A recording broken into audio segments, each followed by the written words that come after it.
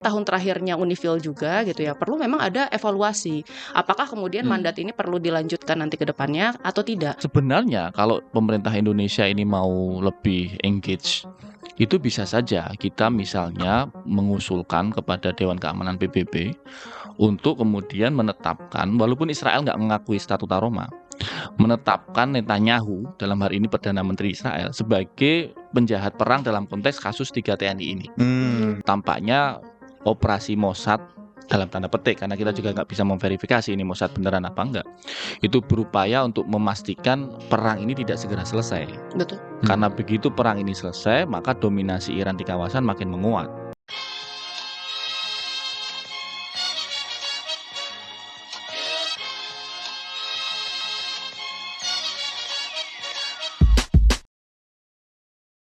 Kami segenap tim kontekstual mengucapkan duka cita yang mendalam atas gugurnya 3 prajurit TNI yang bertugas di misi perdamaian Unifil di Lebanon, Praka Farizal Ramadan, Kapten Zulmi Aditya, dan juga Sertu M. Nur Ikhwan, yang kemudian menjadi pahlawan perdamaian bagi Indonesia dan dunia.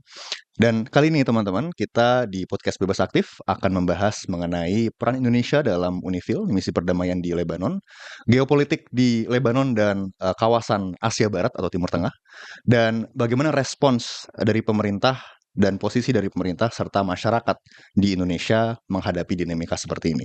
Dan kita sudah dibersamai, selain saya dan Mas Sofwan, juga ada Mas Ridwan, pengamat intelijen. Makasih udah Terima diundang. kasih banyak Mas Ya. Ridwan. Dan juga Mbak Aira, peneliti keamanan internasional dari Indo-Pacific Strategic Intelligence. Ini susah loh mendatangkan 2 tokoh ini karena sedang lagi high demand. Waduh. Kalau lihat di Enggak. TV sekarang Bukan wes. tokoh Kalau lah. bukan Mas Sofwan sama Kenzi apa yang enggak? Oh, sangat terhormat. Dinantikan di mana-mana ya. Oke, nah kita melihat beberapa hari terakhir, Mas dan Mbak, ini sangat ramai di teman-teman di media sosial menanggapi peristiwa yang sudah terjadi. Yang kita tahu sejauh ini dari pernyataan Unifil, dari pernyataan pemerintah Indonesia dan beberapa pihak lain terlibat, ketiga prajurit ini tentu ada 2 insiden yang terpisah ya. Pertama, insiden ketika berada di markas, kemudian ada serangan artileri. Lagi sholat katanya. Lagi sholat, Masya Allah.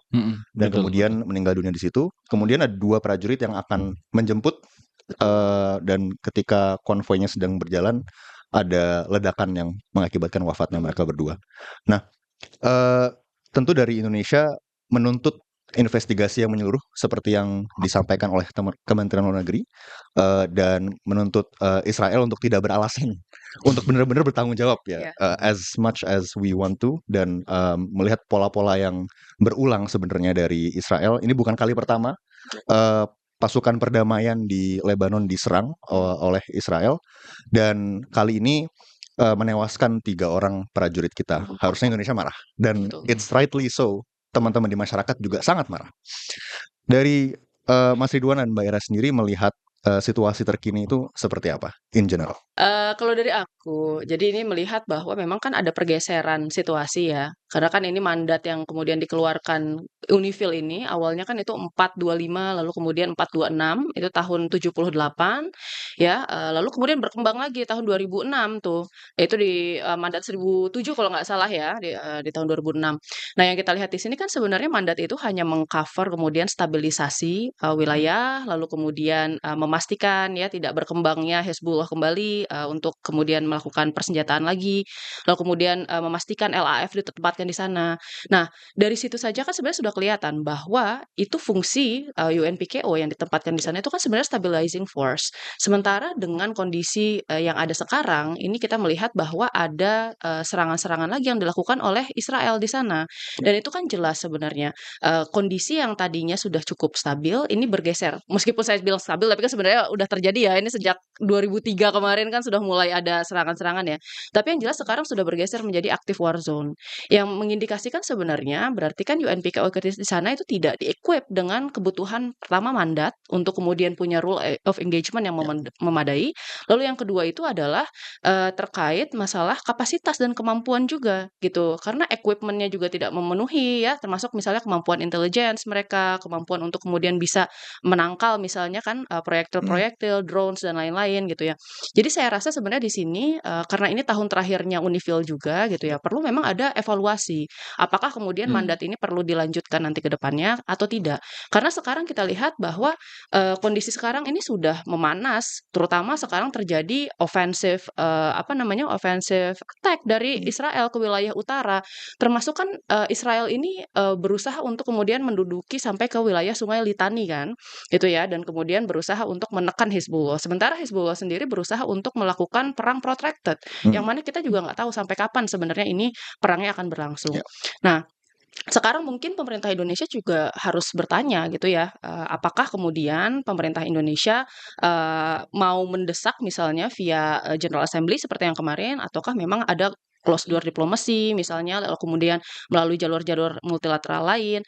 Dan saya rasa sebenarnya di sini dari DKPBB-nya juga perlu mempertimbangkan ulang gitu ya mandat yang berlaku gitu. Jangan sampai kemudian investigasinya berhenti hanya sampai di situ saja, sampai mengetahui siapa sebenarnya pelaku dari pembunuhan ya istilahnya ya prajurit UNPKO, tetapi kemudian juga perlu follow through dengan Ya. protokol-protokol yang kemudian bisa mengequip UNPKO di misi UNIFIL, kalaupun masih ada misi UNIFIL ke depannya gitu. Ya, kalau di Indonesia Ya. sendiri sih kelihatannya masih akan mengirim Betul. sesuai dengan kuota yang disediakan untuk Indonesia. Iya. 400 sekian Kita kan Iya. negara besar. Cukup negara besar. banyak. Sebenarnya ada ya punya beberapa pilihan ya, maksudnya UNPKO di sini, khususnya untuk Indonesia. Kan sebenarnya Indonesia pun punya hak konstitusi untuk menentukan ya, untuk menekan investigasi dan kemudian Ya. penyelidikan. Lalu kemudian Indonesia juga bisa meminta DKPBB untuk bisa mereview tadi ROA dan kemudian kemampuan dari pasukan yang ditempatkan di sana, termasuk hak konstitusi sebenarnya untuk menarik pasukan. Tapi kan Ya. pertimbangannya karena itu situasinya masih unstable, ketika ditinggal oleh UNPKO, LAF belum tentu bisa kemudian menahan Hizbullah di sana dan belum tentu bisa menciptakan stabilitas. Dan malah pada mundur kan, Betul. Lebanese Air Force Betul. Armed Force kan. Iya. Iya. Dan serangan kemarin itu juga kalau menurut juru bicara dari PBB, pihak-pihak yang sangat berkaitan, khususnya IDF ya dalam hal ini Israel Defense Force, itu dikatakan sudah mengetahui posisi di mana markas-markas pasukan UNIFIL sebelum serangan terjadi. Maka kalau ada klaim bahwa ini terjadi secara tidak sengaja atau ini adalah collateral damage dari serangan ke pihak lain, sepertinya tidak seperti itu. Tapi kalau dari Mas Ridwan gimana melihat? Itu bahkan analisisnya? gini Kenzi, tidak sekedar klaim serangan tidak sengaja. Perwakilan Israel di PBB mengatakan itu yang menyerang Hizbullah. Ya, betul. Jadi benar-benar mereka itu memutarbalikkan fakta menurut kita ya. Jadi setega itulah negara Zionis ini kan. Jadi mereka jelas-jelas yang melakukan mapping, kemudian drone swarming. Jadi di atas camp-camp UNIFIL itu sering dikitari drone. Dan itu beberapa jurnalis internasional sudah ada videonya, tersebar kok di media sosial. Kita tinggal cari saja misalnya Lebanon Selatan South Lebanon drone Israel, itu udah kelihatan nanti akun-akun yang membahas itu. Jadi sebenarnya di era digital seperti ini ya, keterbukaan informasi begini, nggak bisa bohong lagi. nggak bisa. Sulit. Mau dipropaganda kayak apa gitu ya, mau bilang wah, oh ini Israel, ini jaraknya jauh, nggak bisa karena liputan itu ada di lapangan on the ground, ada jurnalis yang on the ground. Dan kita sungguh bersyukur ya perwakilan Kemlu cukup keras Pak Umar Hadi itu. Jadi kan beliau menyampaikan kan, ini kita minta penyelidikannya benar-benar komprehensif, menyeluruh, serius, dan jangan hanya mendengarkan alasannya dari Israel. Itu menurutku keren. Dan menegaskan juga posisi bahwa ini ada masalah ini karena Israel melakukan ofensif ke Lebanon gitu. Iya, betul. Posisi yang menurut saya sangat pas lah. Tidak terjadi dalam vacuum. Jadi diberikan konteksnya gitu. Iya, diberikan konteksnya dalam artian begini. Memang Iran itu ada Quds Force kan, yang kemudian berkomunikasi dengan jejaring mereka di luar Iran. Misalnya dengan Hizbullah di Lebanon Selatan, kemudian di Houthi dengan Popular Mobilization Force di Irak itu. Tetapi dalam konteks Lebanon Selatan yang terjadi adalah serangan Israel duluan. Iya. Baru kemudian Hizbullah ini melakukan counter attack ke Haifa. Nah, ini yang sering oleh para propagandis Israel di Indonesia ini ya, nggak usah mention nama, tapi orang sudah tahu semua. Kemudian dianggap bahwa Hizbullah itulah yang kemudian membuat keributan begitu. Nah, ini salah. Karena bersamaan, silakan dibuka kronologinya. Bersamaan pada saat serangan agresi Israel kepada Iran yang pertama kali 28 Februari, di mana serangan itu mewafatkan Ayatullah Ali Khamenei, bersamaan itu pula Israel melakukan serangan di Lebanon Iya. Selatan. Betul. Jadi bukan karena Hizbullah duluan, lalu Iya. Israel counter, enggak. Israel memang melakukan serangan di situ. Iya. Nah, ini yang saya kira juga harus diluruskan ke teman-teman supaya kemudian kita objektif lah. Kalau kita bicara data kan harus Betul. ada datanya, harus ada kronologinya, ada timeline-nya gitu. Dan ngomong-ngomong soal data tersebut kan, data sebenarnya menunjukkan dengan jelas bahwa track record Israel itu memang modus operandinya begitu. Oh, Ya, betul, Iya, betul betul. Mas Sofyan. kalau pas Betul. ada kejadian, pasti respon pertama adalah nuduh orang lain. Iya, Kan iya. dulu pas pembunuhan jurnalis Shirin Abu Akleh, wah ini Iya. pelurunya orang-orang Palestina nih gitu ya, faksi-faksi militan. Iya. Habis itu diselidiki enggak. Oh ya ini tentara kami tapi nggak sengaja, nggak intensional, dan seterusnya, Iya. sampai akhirnya ketahuan bahwa ya memang ditembak, tapi sampai sekarang pun nggak ada Iya. penyelidikannya. Termasuk juga kasus yang kemarin cukup penulisannya cukup banyak tuh di berbagai media, jadi relatif cukup objektif lah. Yang pembunuhan 15 orang pekerja medis itu yang di Gaza, yang Iya. ambulansnya sampai dikubur. Betul. Itu kan respon pertama adalah itu bukan kami gitu kan. Respon berikutnya setelah ketahuan bahwa itu Israel, oh itu nggak sengaja karena di dalamnya ada Iya. orang-orang Hamas gitu kan. Baru setelah kemudian ketahuan, ya kemudian mereka mengatakan bahwa oh ini ada non-profesionalitas, ada ketidakprofesionalan, tapi yang dilakukan cuma dipindah aja dan nggak ada hukuman apa-apa. Padahal itu Iya, betul. ditemukan ditembak satu persatu loh itu. Itu pekerja medis Gila. ditembak satu persatu. Kemudian dikubur, kemudian ambulansnya dikubur gitu loh. Maksudnya jangankan Unifil gitu. Maksudnya yang jelas pekerja medis dan seterusnya aja mereka melakukannya kayak gitu. Ya, jadi kita nggak bisa pegang kata-katanya, dan track record Israel soal Unifil ini kan juga jelas. Israel itu sudah membunuh Unifil sejak tahun 80-an kan, tahun Betul. 87 Iya, betul. itu ada. Yang terbaru ada yang Irlandia, yang terbaru ya, Irlandia sebelum TNI. Ada Irlandia, kemudian yang Spanyol. Jadi tahun 87 kan orang Irlandia tewas. Iya, di Lebanon Selatan dan di semua. tahun 2024 kemarin juga sempat ada serangan juga ke markas Unifil sebenarnya. 2024 kan orang Indonesia kena dua orang kena kan, tapi alhamdulillah masih selamat. Dan menaranya sendiri kan dikasih peringatan, disuruh mengosongkan wilayah karena Israel mau ada operasi. Kalau kena bukan tanggung jawab kami gitu kan. Lah itu kan ya sudah jelas intent gitu. Betul. Dan intent itu jelas menunjukkan bahwa ini war crime kan, karena Unifil itu kan statusnya peacekeeping force. Peacekeeping force itu karena dia bukan bagian dari belligerents kan, dia di dalam engagement dihitung sebagai civilian. Betul. Dan dengan demikian nggak boleh menjadi sasaran dari kekerasan dan menyerang peacekeeping force artinya ya war crime. Benar. Clear war crime. Mungkin memang ada dendam mungkin ya dari Israel sebenarnya ke Unifil, karena sebenarnya kan selama ini salah satu mandat yang kemudian ditetapkan oleh UN itu kan sebenarnya untuk melucuti Hezbollah kan, dan kemudian untuk memastikan Hezbollah ini tidak ada proliferasi lagi. Cuma kan setelah kita lihat ya selama bertahun-tahun ya Hezbollah ini tetap kuat gitu ya, tetap menjadi political actor yang dominan di Lebanon, tetap menguasai wilayah selatan, sementara pemerintah Lebanonnya sendiri nggak punya power untuk bisa menaruh SIF-nya di selatan gitu ya. Dan kalau ditinggal SIF habis mereka gitu. Makanya saya kira sebenarnya ada partially mungkin ya dendamnya Israel karena mereka tuh menyalahkan Unifil sebenarnya untuk kemudian keadaan yang sekarang gitu. Jadi sebenarnya narasinya kalau kita lihat itu kan taktik khas bara ya. Biasa dengan false flag ya, false flag trick. Kemudian kita juga lihat ada yang tadi plausible deniability. Pokoknya deny aja terus sampai ketahuan baru. Tapi itu juga kan mereka nggak dapat konsekuensinya karena kalau kita lihat sekarang yang namanya noise to truth ratio itu kan semakin tinggi ya. Dan kita kadang-kadang kalau memang beritanya salah, oh ya sudah, terus kenapa? Ya udah biarin aja. Seperti betul. Netanyahu yang meninggal kemarin kan sama Taslim, tapi kan orang-orang kayak oh masih hidup ya udah gitu. Iya. Jadi memang yang penting tuh bukan kemudian versi kebenaran si Israel tadi diterima, tapi mengaburkan kebenaran. Jadi orang capek debat terus selesai gitu kan. Kalau teori strategi intelijennya namanya MUFAS, multiple false scenario. Jadi jadi dia bikin berbagai macam kesalahan begitu sehingga orang menjadi membingungkan gitu ya, Oke. karena saking banyaknya yang false gitu. Iya, iya. Tapi tadi menarik ya, Mas Sofwan soal war crime.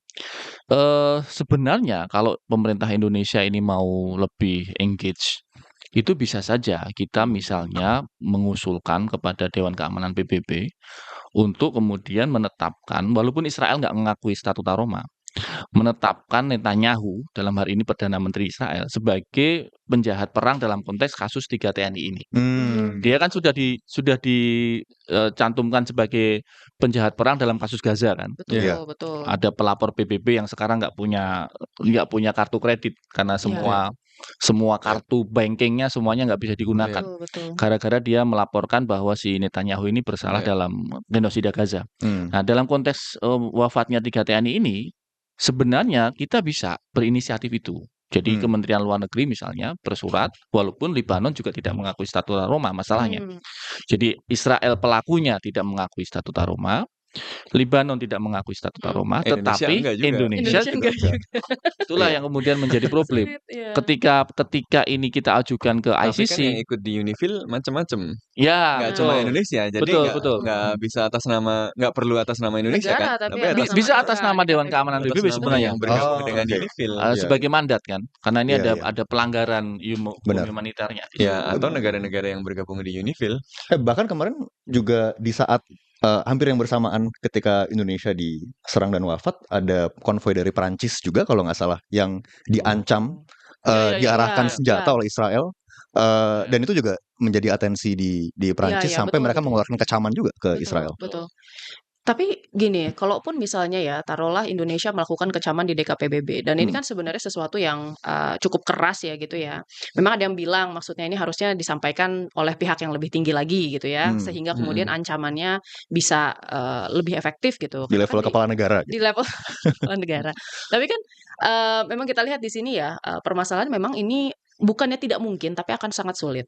Karena kita lihat di sini, balik lagi ya, DKPBB itu kan sebenarnya ada 5 pemegang hak Ya, veto. dan Dan ada salah satu Amerika di pemegang situ. hak vetonya adalah Amerika Serikat, yang pasti akan melindungi Israel di sana, gitu ya.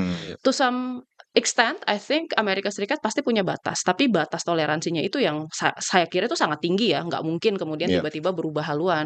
Kecuali kalau misalnya memang ada tekanan-tekanan lain, for example tekanan domestik misalnya, lalu kemudian tekanan dari segi Kongres ya, Kongres dan Senat, lalu kemudian tekanan dari segi ekonomi juga Ya ya. Allah, semoga midterm election Republik kalah. Kita semua berharap gitu biar perangnya cepat selesai. Tapi apakah lebih baik kalau misalkan Demokrat yang menang? Kalau kita lihat sekarang, ini topiknya agak Topiknya dibahas. Tapi kalau lihat momennya sekarang akan lebih baik karena establishment Demokrat kan kayaknya faltering nih kan. Yang Iya. naik sekarang adalah arus progresif kan. Iya, Betul, cuma betul. ada satu teman kita ya, Mbak Zora. Mbak Zora kan ketua Kaprodi Kajian Kontraterorisme, Kajian Terorisme, Kepala Program Studi Kajian Terorisme UI. Ini dia sedang di Amerika. Dia ngabarin di grup bahwa di sana itu sebenarnya yang ikut No Kings demonstration itu cuma sekitar nggak nyampe 2% dari masyarakat Amerika. Dan di publiknya itu benar-benar dicekokin bahwa Amerika itu sudah menang perang Irak. Bayangin tuh bagaimana mereka dengan propaganda buzzer di media, di YouTube, di TV mainstreamnya. Sehingga ketika dia bertemu dengan regular people di Amerika, ya mereka merasa Trump ini sudah do something good di Iran. Ini karena dia di Amerika ya. Jadi kita harus memahami bahwa mungkin di daerah-daerah apa yang kita harapkan itu tampaknya agak sulit terjadi gitu. Tapi kalau lihat survei-surveinya ini kok sebenarnya turun. Declining ya. Ya mungkin Mbak Zoranya di itu di red di state red kali ya, red state. state. Iya. Di red state atau di bisa juga di di basisnya Republik ya. Iya, kemarin reportnya 9 juta orang yang turun kan. Lalu pollingnya kalau Bloomberg itu dari 59% kan turun jadi 29% approval rate. Approval rate-nya lagi terendah kan sekarang. Betul. And I guess maksudnya itu kan kalau Irak aja kan itu butuh 14 tahun ya untuk sampai ke titik segitu gitu. Tapi kan sebenarnya kalaupun taruhlah Demokrat ini ya mungkin kita lihat ya mungkin masih sama core value-nya ya.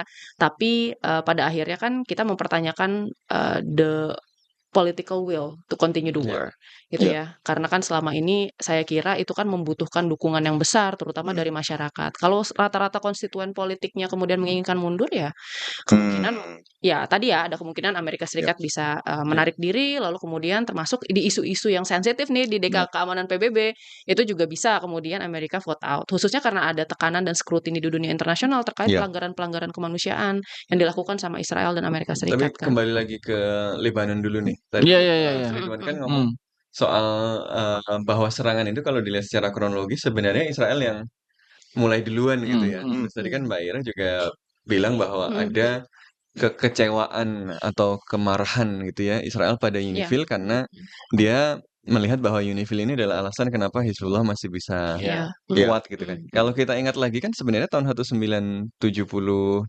itu, 1979 itu kan memang dimulainya UNIFIL ini karena serangan Israel yang pertama kan Iya, ke betul. Lebanon Selatan. Waktu Betul. itu belum ada Hizbullah malah. Iya. Malah belum ada Hizbullah waktu itu masih pengungsi-pengungsi Palestina, faksi-faksi Palestina yang kemudian menjadikan Lebanon Selatan karena dia berbatasan langsung sama apa yang disebut sebagai Israel proper itu, yang kemudian melakukan serangan ke dalam Israel. Waktu itu ada operasi apa yang dikasih nama Operasi Kamal Adwan ya, salah satu pendiri Fatah yang kemudian apa ya, Israel kemudian melakukan serangan untuk menghabisi faksi-faksi ini ke wilayah Lebanon Selatan. Targetnya sama seperti sekarang, sampai ke batas Sungai Litani itu. Jadi namanya pun Operasi Litani gitu kan.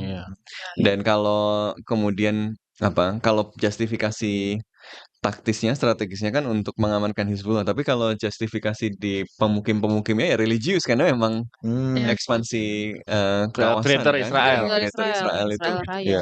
Nah tapi ya itu kemudian ternyata tidak berhasil dari dulu gitu kan, karena setelah faksi-faksi Palestina itu dipaksa keluar.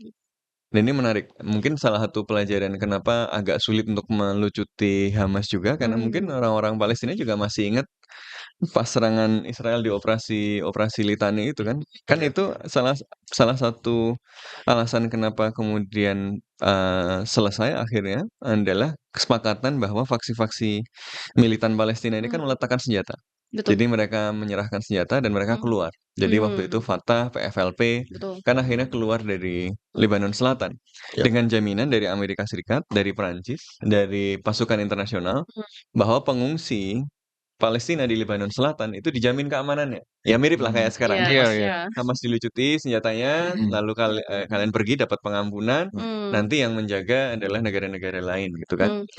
Tapi yang terjadi kemudian kita menyaksikan pembantaian paling brutal di tahun 80-an itu yang kita kenal sebagai pembantaian Sabra Shatila itu ya.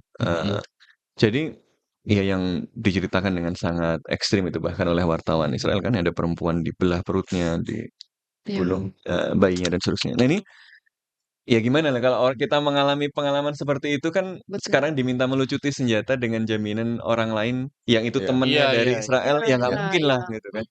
Nah jadi apa ya yang terjadi sekarang ini apakah Israel itu sebenarnya masih penasaran dan apakah kali ini Israel akan berhasil menyelesaikan keinginannya dari akhir 70-an itu untuk menguasai wilayah Lebanon Selatan sampai Litani. Kalau operasinya kan memang mati-matian ya Mas Sofyan ya. Mereka tampaknya operasi Mossad dalam tanda petik karena kita juga nggak bisa memverifikasi ini Mossad beneran apa enggak. Itu berupaya untuk memastikan perang ini tidak segera selesai. Betul. Karena begitu perang ini selesai, maka dominasi Iran di kawasan makin menguat. Dan tentu saja negara-negara Teluk, ya Bahrain, Oman, Qatar itu menimbang-nimbang lagi hubungan mereka dengan Israel dengan kekuatan Iran ketika perang ini selesai dan kemudian Amerika bilang oke, kami keluar kan gitu. Jadi tampaknya ya sebagaimana badge emblem yang dipakai tentara IDF itu skenario Greater Israel itu. Dia mau mengembangkan itu mulai dari Lebanon Selatan, bahkan ada satu literatur yang mengatakan mereka mau ngambil Arab Saudi bagian utara. Betul. Wow. Arab Saudi bagian utara itu masuk di peta itu. Masuk ke dalam peta. Jordania all of Jordan. Itu semua masuk dalam Hmm. petanya The Greater Israel itu. Hmm. Nah, kalau ini tidak kemudian disikapi secara serius, saya kira juga bisa jadi matinya hukum internasional beneran Iya, bener-bener iya. mati kan gitu.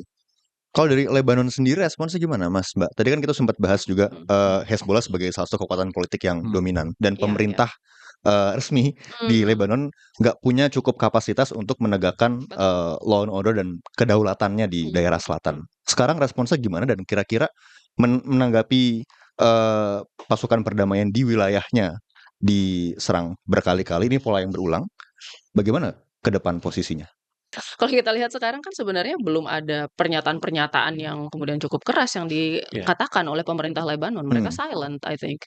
Di dalam kondisi ini memang kondisinya mereka juga terbatas ya, gitu ya. Ya, Beirut dibom terus juga. Beirut dibom terus. Padahal kan sebenarnya mereka juga berusaha untuk bertahan gitu. Benar. LAF juga berusaha masuk ke selatan tapi dia nggak bisa karena kalah sama Hezbollah dan mereka juga kewalahan karena intensitas konfliknya semakin meninggi gitu ya.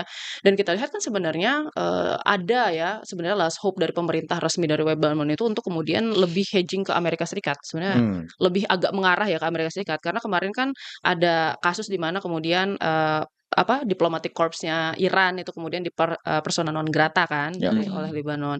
Saya kira itu maksudnya merupakan sebuah pernyataan juga bahwa sebenarnya Lebanon sendiri itu terjepit di dalam konflik ini gitu ya. Tetapi memang sepertinya gitu posisi yang saat ini diambil oleh Lebanon, mereka akan berusaha untuk kemudian tadi karena ada kebutuhan untuk menekan Hezbollah, mereka akan lebih appeasing ke Amerika Serikat dibandingkan dengan kemudian siding dengan oponen partinya di dalam negeri gitu ya. Ya, kalau lihat politiknya Lebanon kan kita nggak boleh lupa secara historis ini kan Lebanon pernah mengalami perang saudara yang sangat parah ya, dan memang konflik ketegangan sektariannya itu kan kuat sekali sehingga ini yang kemudian membuat kapasitas negara Lebanon itu kan memang sangat terbatas karena orang tidak sepenuhnya trust pada negara, banyak yang kemudian membangun kekuatannya ya di kelompoknya kan. Misalnya Faksi-faksi. orang-orang Syiah, mereka nggak bisa percaya pada negara, ya mereka keep senjata dan kapasitasnya di Hizbullah karena nggak ada, kalau diserahkan pada negara nggak ada yang melindungi saya, nggak ada yang melindungi komunitas saya.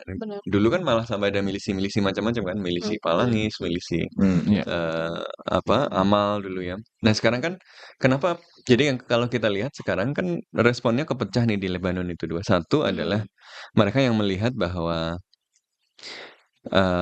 betul serangan ini adalah serangan yang dimulai oleh Israel dan Israel itu melanggar kedaulatan kita. Tapi Israel adalah kekuatan yang nggak bisa dilawan karena dia di-backing sama Amerika Serikat, dia superior. Jadi sebaiknya kita jangan bikin marah Israel lah, kira-kira kan gitu kan. Makanya alirannya adalah kalau begitu kita potong aja Hizbullah nih, gitu kan. Jadi gara-gara Hizbullah ribut sama Israel, Israel jadi punya pretext untuk mencaplok tanah kita. Jadi supaya nggak ada pretext untuk mencaplok tanah kita, Hizbullah dihabisi aja, maksudnya di defang, dihilangkan kapasitasnya, sehingga kita bisa ngomong ke Amerika Serikat, ke PBB macam-macam bahwa ini Hizbullah udah nggak ada, Israel nggak boleh lo kesini, tolong Israel keluar. Oh ini apa ya? Nah itu yang pertama gitu kan, planningnya begitu gitu kan. Tapi plan ini agak sulit karena di parlemen Hizbullah itu faksi politik yang cukup kuat juga, Hizbullah, dan ada lagi satu partai Syiah kan, Hizbul Amal. Partai Amal ini juga cukup kuat, jadi agak repot juga. Nah, tapi kemudian aliran yang kedua yang melihat lah Hizbullah itu justru satu-satunya kekuatan yang sekarang menghambat Israel untuk bisa meringsek sampai ke Lebanon gitu loh. Lah lihat itu angkatan bersenjata Lebanon nggak bisa ngapa-ngapain menghadapi Israel gitu loh. Jadi kalau Hizbullah justru dilucuti, malah pasti tanahnya dicaplok. Nah ini kan sekarang perdebatannya gitu kalau kita lihat. Yang melihat bahwa Israel itu jadi punya pretext mencaplok Lebanon Selatan gara-gara Hizbullah, makanya Hizbullah harus dicinakan, harus dilucuti. Atau ada yang satu ngomong bahwa lo justru jangan lucuti Hizbullah karena yang membentengi kita dari dicaplok semuanya itu Hizbullah itu. Ya, pendapat kedua itu yang membuat kekuatan Hizbullah itu bisa resurface lagi. waktu setelah wafatnya Hasan Nasrullah itu kan dianggap sudah habis ya. Kekuatan untuk retaliasi, kekuatan untuk melakukan serangan militer itu dianggap sudah habis. Tetapi dugaan kita sama seperti analisa Mas Sofan tadi, mungkin ada faksi di militer Libanon atau di intelijen Libanon yang menganggap yang kedua tadi, kalau Hizbullah ini nggak siap, maka ya kita akan terambil begitu. Iya. Makanya setelah operasi pager, ingat kan operasi pager? Pager meledak di Beirut. Pager meledak di mana-mana, orang lagi belanja pagernya meledak. Itu kan kemudian mereka melakukan regrouping ulang Hizbullah. Dan akhirnya sekarang mereka sudah tahu taktik dan tekniknya Mossad itu ada blessing juga tuh setelah operasi pager. Jadi ketika kemudian sekarang ini Iran menggerakkan Quds Force-nya untuk Hizbullah menyerang, tampaknya Israel panik sekali. Ini terlihat di media sosial kan. Kaget ya. Kaget. Dan harusnya nggak gini nih. Harusnya sudah selesai dengan operasi pager, nggak mungkin lagi ada serangan kan begitu. Harusnya nggak sekuat ini begitu loh. Makanya wajar kata Aisyah tadi, mereka jengkel banget nih sama PBB kan. Lu gimana sih? Harusnya kan jagain biar dia nggak. Nah gitu-gitulah. Apalagi Indonesia yang sebagai negara Muslim kan. Nah tentu saja bisa saja ada sentimen itu. Kita nggak bisa kemudian menyederhanakan ini. Ada faktor-faktor itu ada juga. Ada pesan-pesan itu. Dan aku tuh kayaknya ada satu analis nih Mas. Ada satu yang bilang begini. Ini kita diskusiin ya. Ini semacam trap dari Israel. Supaya kemudian semua masyarakat Indonesia, termasuk ormas Islam, partai politik, mendesak Prabowo keluar dari BOP. Karena ini satu versi ya. Ini satu versi. Kalian boleh nggak setuju? Karena menurut versi ini, Indonesia ini bisa menghalangi semua agenda Israel di BOP. Jadi ketika alurnya begini, ketika TNI-nya wafat, lalu masyarakat Indonesia berdemo hari Minggu besok nih, demo di Kedutaan Amerika, minta Prabowo keluar dari BOP, maka itu sesuai skenario Tel Aviv. Dengan demikian, nggak ada lagi Indonesia di situ, nggak ada lagi yang bisa ngerecokin. Ini satu versi ya, satu versi. Jadi skeptis sih dengan. Makanya, apa? Kan ini beredar yang sebaliknya. namanya podcast supaya ditonton. Kalau cuma satu versi kan nggak apa. Kan gitu. Tadi versi apa? Sebaliknya itu versi apa? Sebaliknya ya justru. BOP itu kan sebagai sebenarnya agenda Amerika Serikat, taruhlah ya gitu ya, karena kan sebenarnya kalau kita lihat itu adalah justifikasi Amerika Serikat untuk bisa bergerak secara unilateral. Karena kalau dia bergerak secara sendiri, pasti kan ini akan dipertanyakan legitimasinya di dunia internasional. Maka dari itu Trump buatlah itu di BOP dengan sedemikian rupa ya, sistem yang membuat kemudian chairman-nya adalah dia, lalu kemudian pembuatan keputusannya berat di Amerika Serikat, bahkan untuk penendangan anggotanya aja kan harus 2/3 atau atas persetujuan Amerika Serikat. Nah sebenarnya narasi yang dibuat itu kan memang kita masuk ke dalam situ ya untuk kemudian bisa sejak masa konsepsinya gitu ya, kita bisa berkontribusi terhadap struktur BOP, lalu kemudian rule of engagement-nya seperti apa, lalu kemudian roadmap-nya ke depan seperti apa. Tapi kan ini yang dipertanyakan, bargaining position Indonesia sejauh apa kemudian bisa melakukan itu ya ke depannya. Atau justru malah jadi tadi tukang buffer yang ditaruh di depan gitu loh. Takutnya memang karena dianggap negara muslim nih, moderat gitu ya, bisa nih kayaknya ditaruh di Rafah, suruh bersih-bersih ranjau di tunnel, biar sebenarnya hearts and minds-nya juga jalan kan sebenarnya ke masyarakat gitu, resistensinya jadi agak lebih berkurang.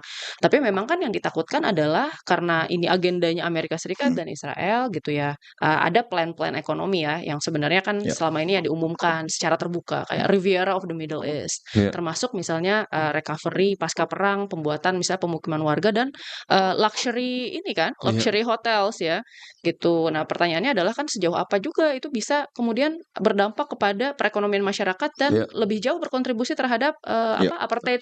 Malah jadi marginalisasi lagi malah gitu. ke pinggir-pinggir jadi pelayan, tukang cuci, tukang ini gitu kan tanpa kemerdekaan. Jadi neokolonialisme. Gini, kalau kita memprediksi ya, pasca perang Iran ini, BOP-nya lanjut nggak? Trump itu, kira-kira gimana? Aktivitas dari BOP-nya? BOP-nya lanjut nggak? Dengan setelah Iran War ini? Akan ada tergantung akhirnya kayaknya. Tergantung akhirnya kayak apa kan? Tergantung akhirnya perang Iran maksudnya. Apakah Amerika Serikat menang gitu ya? Apakah Israel berhasil memberikan kehancuran yang dia inginkan untuk Iran dan dia bisa mencaplok Lebanon Selatan atau dan tidak bisa dibendung atau sebaliknya justru ini terminated di tengah jalan, negara-negara Teluk mikir ulang sehingga posisi Amerika Serikat dan Israel agak melemah. Ini kan masih makanya ujungnya masih belum pertanyaan ini kelihatan penting. nih. Nah, pertanyaan Ujungnya ini belum penting kelihatan nih. supaya teman-teman sebagai scholar HI, by the way S1 ku juga HI ya. Iya, iya. Betul. Jadi kita bisa Senior nih, mengukur, senior. kita bisa mengukur dengan situasi kira-kira kondisi statistik perang hari ini, Pak Prabowo ini harus keluar sekarang apa nanti dari BOP itu loh. Oh, pilihannya cuma keluar tapi nanti apa Iya, sekarang? sekarang apa nanti? Kan Oh, gitu. iya, iya. Kan kalau kita bersepakat bahwa BOP ini sebagai agendanya Amerika dan Israel, Iya. maka pasti pada satu titik kan harus keluar. Iya. Bener nggak? Iya. Tapi sekarang apa nanti? Nah, ini yang jadi pertanyaan kan. Cari waktu yang paling tepat. Nah, kalau sekarang apakah kemudian itu misalnya bisa menenteramkan politik dalam negeri? Tapi pertanyaannya apakah politik dalam negeri bergolak setelah TNI wafat? Kan kita nggak ngelihat itu loh. Partai politik ya mengecam, tapi kecapannya ke Israel, kecamannya ke pelaku, bukan ke presiden, bukan ke politik dalam negeri. Jadi basically sebenarnya Berarti politik Mas Ridwan menyarankan kita mengecam presiden. Oh, enggak. Dari Enggak gitu. Jangan ditulis dong.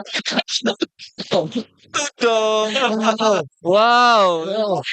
Twist. Maksud saya Tiba-tiba di strawman. berdasarkan data, ya kan? Berdasarkan data hari ini, kecaman-kecaman itu kan ke Israel gitu loh. Nggak ada yang kemudian misalnya secara proaktif mengatakan bahwa yo ini presiden harus segera keluar dari BOP misalnya. Nggak ada. Saya belum lihat ya. Mungkin ada tapi saya belum lihat di media. Dan belum besar. Mirip-mirip seperti itu ada Mas sebenarnya, tapi bukan kepada BOP. Tuntutan untuk keluar dari atau mundur dari Unifil. Oke. Karena beberapa legislator kalau nggak salah di DPR itu sudah mulai mendesak pemerintah. Keluar dari Unifil. Iya, mengevaluasi keterlibatannya di Unifil atau ya keluar sekalian imbas dari kejadian ini. Tapi Unifil udah mau selesai kan? Sudah mau selesai terakhir. selesai. Iya. Dan di BUP sendiri sebenarnya sekarang sudah mulai keluar. Bukan sekarang aja ya. Maksudnya dari awal juga banyak yang menyarankan bahwa memang Indonesia nggak terlibat dengan BOP. Ya, saya juga sebenarnya ya gimana ya. Kalau ini saya pribadi ya, mungkin ada sebenarnya poin positif ketika kemudian kita berusaha memanfaatkan ketika memang sudah terlanjur terjadi gitu ya. Ya sudah gitu. Memang bisa dibentuk sesuai dengan keinginan kita. Tapi kan itu tergantung dengan daya tawar kita lagi. Balik lagi ke gimana kita ngatur strategic authority kita ketika kita masuk ke dalam BOP gitu ya. Tapi ketika kondisinya sudah seperti ini, saya rasa memang ya bijak sih kemarin Pak Presiden itu mempertimbangkan ulang ya. Gitu. Meskipun pada akhirnya ya kita lihat stand akhirnya ternyata tidak berubah gitu ya. Belum kalau saya ngelihat ya. Belum. Akan Mas Bret. Belum. Karena politik domestik dan Pak Prabowo itu kan mengkajinya itu realis banget ya. Kayaknya. Siapa yang kuat? Jadi tampaknya masih mengukur beliau. Kalau kemudian statistik ini makin 88% naik, Iran akan dominan, tampaknya akan berubah. Tampaknya ya, karena beliau sangat realis menurutku ya. Bisa saja salah. Tapi menurut saya sekarang beliau begitu. Melihat kapasitas blok mana yang menguat dan narasinya kita akan ngikuti yang kuat itu. Iya, dan memang kayaknya nggak bisa dipungkiri juga kalau memang kita butuh Amerika untuk bisa ngebalance pengaruh Cina di kawasan Indo-Pasifik. Kan sekarang yang terjadi adalah vakum kekuatan Amerika kan di kawasan kita gitu. Jadi kayaknya memang to some extent I think Pak Prabowo mau mempertahankan sebenarnya hubungan baik Indonesia dan Amerika Serikat untuk bisa tadi ya containing Chinese influence di kawasan ini. Tapi cover majalah ekonomis terbaru tuh agak menggelitik ya. Trump dan Xi Jinping. Kesalahan musuhmu jangan diberitahu gitu kan. Jangan diingatkan gitu. Justru buat Cina tentu ini menguntungkan kalau Amerika Serikat terseret di Timur Tengah. Iya. Senyum mereka ini. Nggak perlu terlibat aja dia.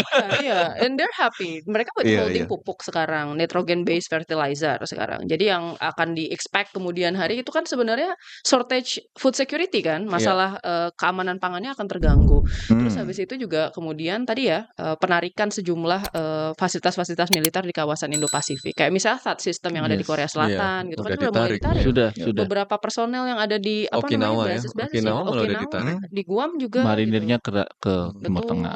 Jadi Oke. kita lihat sebenarnya kan ada pengurangan retrenchment yang Oh, iya. cukup besar gitu di Tapi kawasan Cina ini. belum tertarik untuk wah saatnya Taiwan. Kayaknya Oh, Belum. kalau Itu Kayaknya episode berikutnya mungkin nggak masih tahu ya. dihitung mungkin. kalau prediksiku masih nunggu power parity-nya tercapai. Iya, Masih dihitung. sekarang masih Betul. terlalu kuat gitu ya. Masih terlalu kuat. Ya. Balik lagi sikap Indonesia tadi terhadap Lebanon khususnya ya. Kan Kementerian Luar Negeri mengeluarkan pernyataan sikap. Tapi nyambung soal itu untuk enggak iya. tahan enggak komentar. Yang Apa? video AI-nya Cina itu yang mana Mas? elang sama kucing. Oh ya. Oh. Oh my God. Boleh Yang tiba-tiba ada ditonton. cumi-cumi di Oh, atas. Luar biasa itu itu. menarik sekali. Itu war Seru banget. perang Tapi meme. kok ngeri ya Cognitive memang ya warfare sekarang ya, cognitive itu ya. warfare. Benar cognitive tuh. warfare itu di Iran juga dipakai banget ya. Oh iya. Bagaimana Dan jago banget ya. Ibrahim Zoghofari yang sambil minum pakai skateboard terus ada balistiknya meluncur itu ngetrol banget Pak. Dengan lagu Beneran ini kan, ngetrol lagu banget. yang Asli Vladimir ngetrol. Putin, I guess. Masuk sekali di audiens Gen Z dan Masuk Gen Alpha banget. itu. Masuk banget. Ngeri. Iya. Lanjut. Walah. Oke, balik lagi tadi. Gimana? Kita balik ke Lebanon. Tadi Kemlu udah mengeluarkan pernyataan sikap untuk menuntut investigasi yang menyeluruh dan kemudian meminta agar ya Israel tidak beralasan lagi supaya kita bisa mendapatkan pertanggungjawaban yang semestinya. Nah, apakah respons ini tadi menimbang juga Mas Ridwan menganalisis posisi dan sikap dari Pak Presiden Prabowo?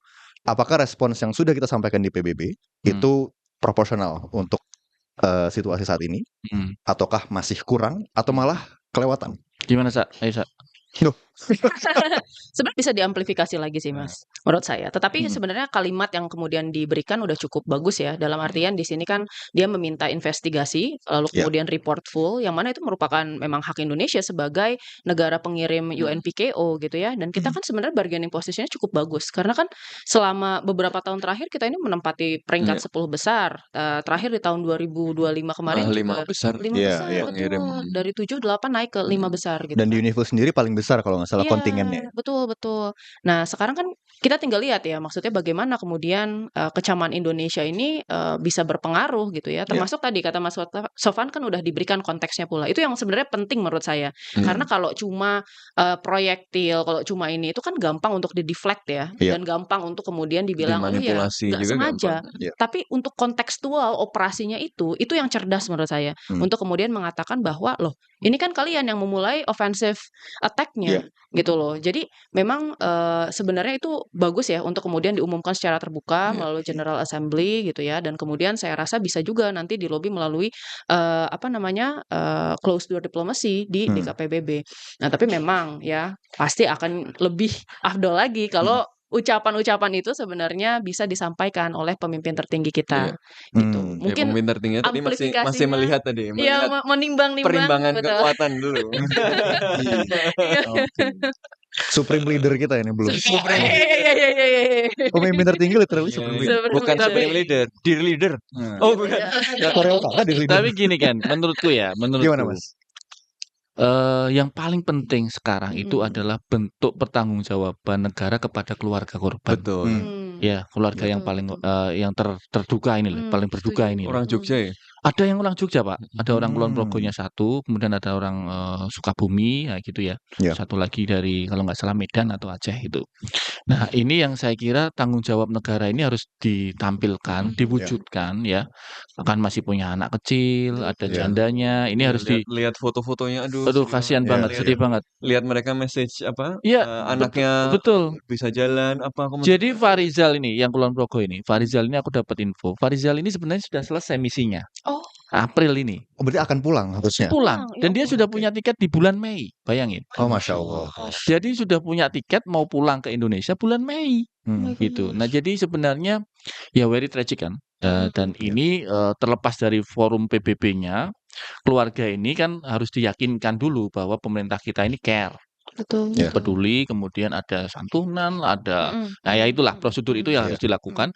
Dan saya berharap gestur itu dimunculkan dari pimpinan yang paling tinggi lah.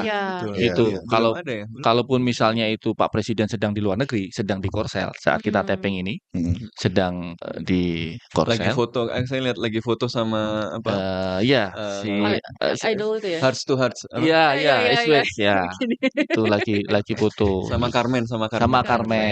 Ya, tapi ya bisa lah ya Bisa. mendelegasikan ke Menteri Pertahanan atau Betul. Apalagi sebagai panglima Panglima tertinggi Iya. harusnya TNI begitu. prajuritnya Betul. sendiri Tapi dipedulikan. Iya, ini saya benar. rasa kalau masukan konstruktif ya yang bisa kita berikan sebenarnya ke pemerintah sekarang terkait situasi geopolitik, terkait situasi ekonomi ya, situasi keamanan energi dan bahkan kemudian tadi ya santunan terhadap tentara kita yang gugur di luar negeri. Sebenarnya ini komunikasi politik pemerintah kita mungkin Iya. ya perlu diintensify dan kemudian perlu dirangkai dengan lebih baik lagi sehingga mungkin dari masyarakat juga kita nggak keep guessing gitu loh, kita nggak bertanya-tanya apa sih yang kemudian dilakukan sama pemerintah. Karena kan Iya. sebenarnya untuk shielding ya kondisi sekarang dari geopolitik itu kan the government did a pretty well job actually ya gitu ya. Tapi kadang-kadang kita tuh nggak dapat konteksnya dan Iya. dan masyarakat tuh nggak dapat kayak full text on how Iya. the government does it gitu ya. Akhirnya menebak-nebak asumsi-asumsi, Betul dengan misinformasi. asumsi. Iya, exactly. Sekarang kan mungkin kita bisa contoh juga ya dari VMI-nya Eropa gitu, gimana kemudian pemerintah itu memang constantly melakukan debunking, lalu kemudian memberikan data-data, memberikan kemudian white propaganda ke masyarakat, agar masyarakatnya juga terinform gitu ya dan Ya. bisa punya digital literacy yang Kalau lebih di Eropa cerdas. white propaganda. Iya, white propaganda betul. Di sini Belajar. Bahaya. Enggak, saya bertanya. Oh, bertanya. ya. Oke. Iya. Dari Mas Sofan apa Mas harapan? Tadi Mas Ridwan sudah, Mbak Ira sudah. Iya, ya saya kira yang pertama ini kan harus diletakkan di dalam gambar besar ya bahwa yang terjadi adalah pelanggaran hukum internasional secara persisten terus-menerus sehingga ini bukan cuma soal urusan Indonesia juga, ini soal kenapa kemudian ada entitas yang bisa melanggar hukum internasional terus-menerus Seenaknya. dan nggak ada konsekuensinya. Agree. Iya. Jadi saya kira salah satu hal yang kalaupun kita nggak bisa marah-marah terlalu ekspresif kali ini, itu yang harus dikejar adalah bagaimana kemudian kita bisa menjadikan momentum ini untuk melucuti impunitas dari entitas yang sudah melanggar hukum internasional ini terus. Dulu Iya. gini loh, Afrika Selatan aja bisa cari cara, oh ada celah nih bisa dipakai ICJ gitu kan. Iya. Terus teman-teman yang lain bisa ngejar di ICC, bisa ngejar pakai Hindu Rajab Foundation dan seterusnya. Ini sekarang kita udah jadi korban langsung gitu.